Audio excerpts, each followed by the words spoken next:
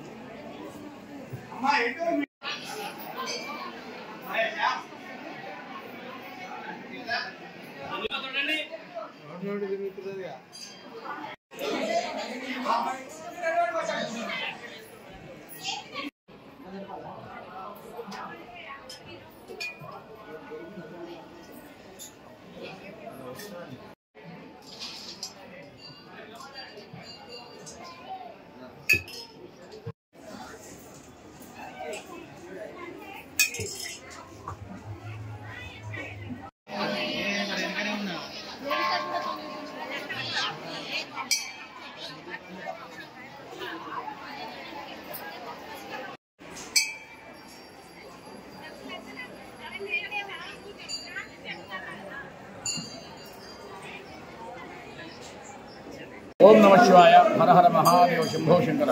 ఈరోజు పరమ పవిత్రమైన కార్తీక పౌర్ణమి రోజు. ఈ రోజున శివాలయంలో కానివ్వండి, వెంకటేశ్వర ఆలయంలో కానివ్వండి, భక్తులు ఉదయం వచ్చి దీపారాధన చేసుకుని స్వామివారికి అభిషేకం చేస్తుంటారు. ఈ నెల రోజులు కూడా ఈ కార్తీక పూర్ణిమ చాలా చాలా శ్రేష్టమైనటువంటిది. ఈ నెల రోజులు ఒకటైతే ఈ కార్తీక పూర్ణిమ రోజు ఒక రోజు కాబట్టి భక్తులందరూ కూడా మన చుట్టుపక్కల ఉన్నటువంటి సాములు అందరూ కూడా వచ్చి మన శివాలయంలో అభిషేకాలు చేసుకుంటుంటారు. ఈ కార్తీక పూర్ణిమ రోజు కనుక మనం ఒక రోజు కనుక స్వామిని దర్శనం చేసుకున్నట్లయితే కోటి జన్మల పుణ్యం వస్తుందని చెప్పేసి మనకు పురాణాలు చెప్తున్నాయి. కాబట్టి భక్తులందరూ కూడా ఈ రోజు చాలా పెద్ద మొత్తంలో మంచిర్యాలలో ఉన్నటువంటి విశ్వాస దేవస్థానానికి వచ్చి దర్శనం చేసుకోవడం జరుగుతున్నది. ఓం నమ శివాయ. వీళ్ళందరూ కూడా ఆ భగవంతుని యొక్క కరుణా కటాక్షాలు ఉండాలని చెప్పేసి మనస్ఫూర్తిగా కోరుతున్నాం. కార్తీక మాసం పౌర్ణిమ పురస్కరించుకొని ఉదయం మన స్థానిక విశ్వనాథాలయంలో ఉన్నటువంటి వెంకటేశ్వరాలయంలో మరియు విశ్వనాథాలయంలో కనికాపరేశ్వర ఆలయంలో భక్త మహాశయులు ఉదయం 5 గంటల నుండి అత్యధిక సంఖ్యలో గోదావరి స్నానాలు ఆచరించి అత్యధిక సంఖ్యలో ఆబాల గోపాలము కుటుంబ సమేతంగా వచ్చి స్వామివార్లకు అభిషేకాలు అర్చనలు చేయించుకొని కృతార్థులైనారు.